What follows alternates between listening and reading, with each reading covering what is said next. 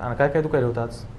ही मान इथून एवढी, हां. हात आणि कमरापासून पूर्ण हे पाय दुखत. आता ट्रीटमेंटच्या नंतर किती चांगलं वाटायला? बरं वाटायला लागलं.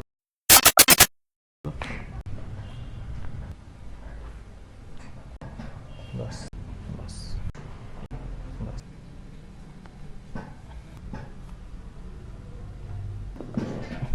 बस बस.